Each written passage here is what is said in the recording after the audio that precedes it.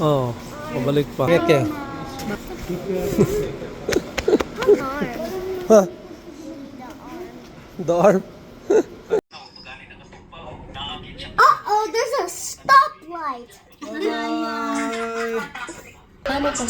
Bye! Bye! Ingat kayo. Nana.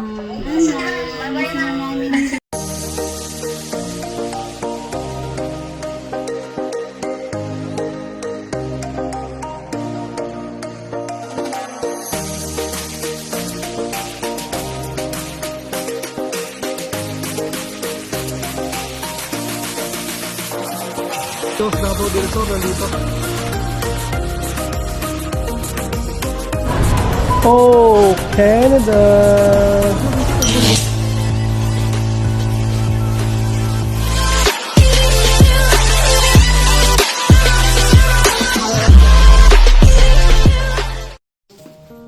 Saan gusto mo? Doon sa kanila o dito sa nanay mo, tatay? Yung kulambo mo dyan.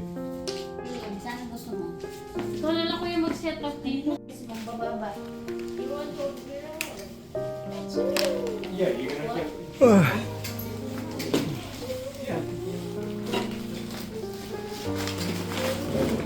Hindi mo pa. Dala mo na din.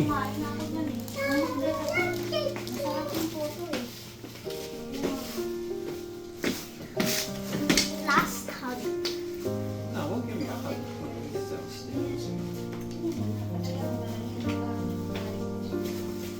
Kami nakakain.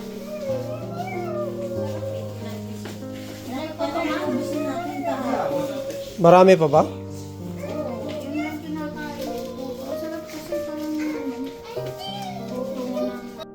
Hindi na ba? So, uwi na sila mga bar.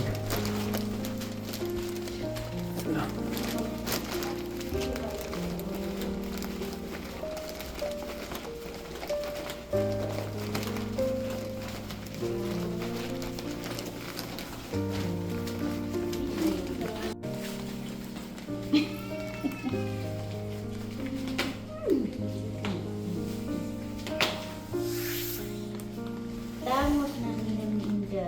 Pag naglalaban na tamos na yun. Diba? Mas India na ilaw.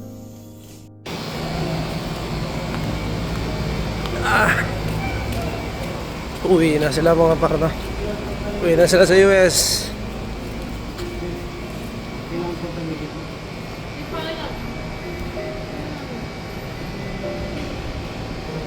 Tignan pa.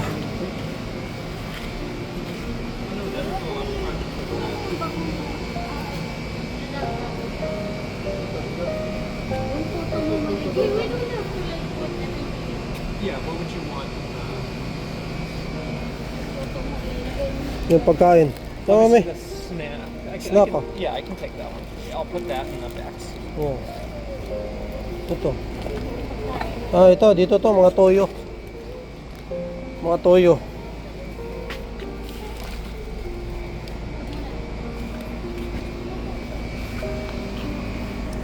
Soft drinks. Soft I'll drinks. put these in the back.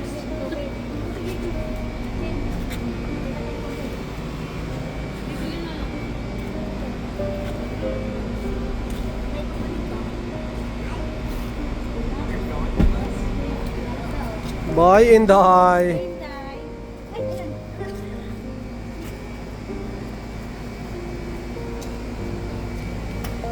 Bye, Inday. Bye-bye.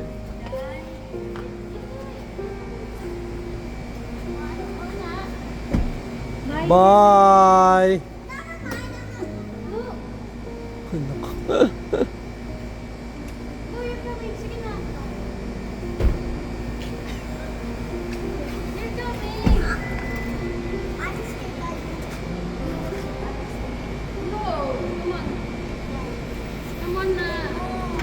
Yeah, you know what we'll do? We'll cover you. We'll take all these, put it in the back seat, and then you lie underneath it. And then when we get out, we'll pull over. We'll pull over somewhere. I will put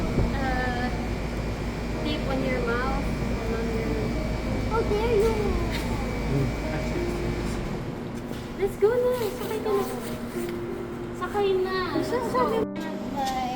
Then, babalik yung si Tita after tumat. Hindi ko babalik ko naman kayo. Oo, pabalik pa. There's your drink. Ay, salamat. There's your Ingat kayo. Bye-bye.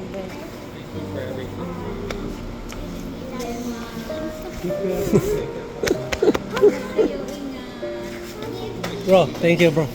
Thank you, bro. Thank you. Basic. Give me arm. Huh? The The arm? arm. For Tita Jane. And hard for. Kiss for Tita Jane. A kiss for? Hug for Tita Mutt. And hug for? Do the Tito Dave. Kiss for? Do the Tito Dave. Stop. Bye-bye. Come on, Tito Hug, kidnap her. Yeah, let's get there. Okay, bye-bye na. Kala ko sama ka kahit sa border lang. Tapos drop off na lang. Yeah, drop off. Ayaw. Why? You don't want us to get arrested? Yeah. I don't want to.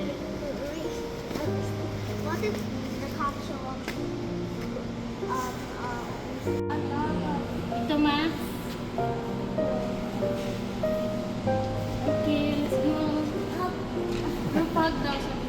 Group hug Group daw. hug. Uwi na sila mga baro. Ingat, ingat. See you in July. Uh-oh, there's a stoplight.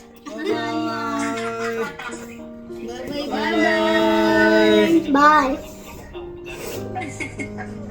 Sila dumaan mga baro. Heart, heart, heart, heart. Heart, the heart. Paano pag heart? Bye! Ingat kayo. Miss na namin. Sige. Miss na namin kayo. Like, Oh, yun mga par. Kakauwi lang ng aking sister-in-law, no? Tsaka yung aking brother-in-law mga par, no? Babiyahe pa sila papuntang Boston. So sabi nila mga 8 hanggang 9 na oras ang biyahe mga par, kasi ano lang, sasakyan lang mga par, no? So nagre-relax tayo habang nag-iisip tayo kung anong mauulam mga par, no? Yan, maraming salamat, no? Shoutout kay Jane Saldo McCartney tsaka kay Matt McCartney, no? Sa pagpunta at paghatid sa aking mother-in-law, no? Kay father-in-law, no, dito. So galing sila papa mga par sa kanila, no? 3 months sila doon, tapos punta sila rito. Dito rin mag-stay. So mula dito uwi sila ng Pilipinas mga par, no? So mag-stay sila sa amin hanggang sa umuwi sila. So sana maipasyal natin sila mga par, no? Sa iba't ibang ano dito pasyalan, no, yung malapit lang, no.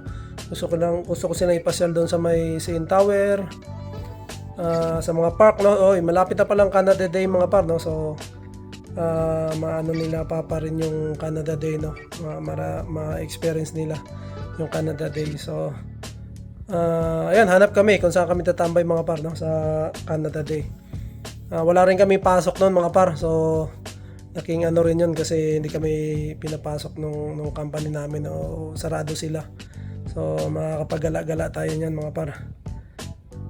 Ayan lang, no.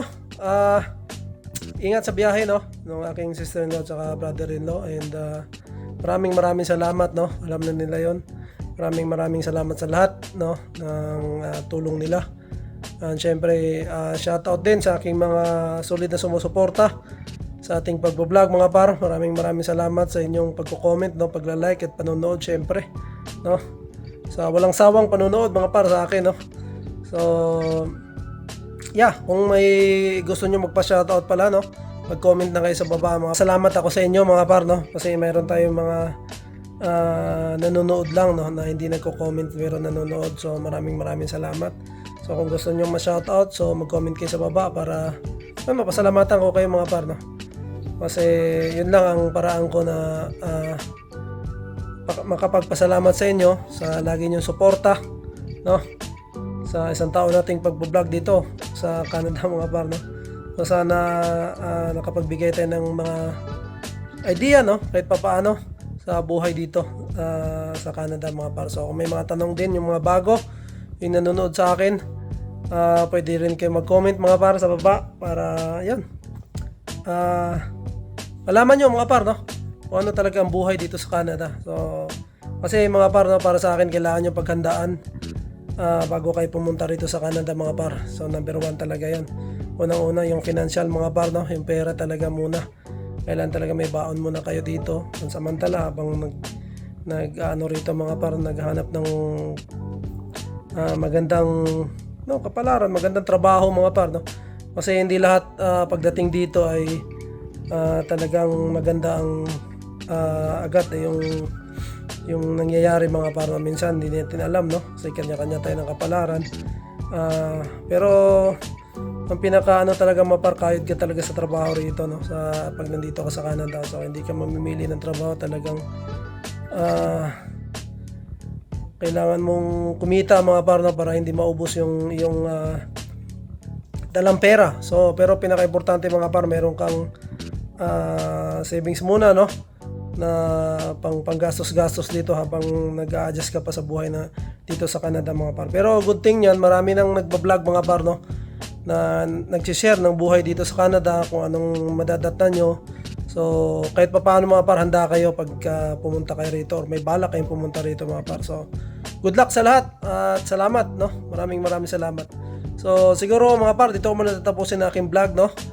And to God be all the glory mga par. Ingat kayo lahat, lalong lalo na ngayon mainit ang panahon, no? So enjoy natin tong summer mga par, no? So shout out sa aking Team Mafia, no? So sana mayroon tayong mga happenings, no, ihaw-ihaw, no. Shoutout sa lahat. Maraming salamat ulit and we'll see you on the next one. Bye.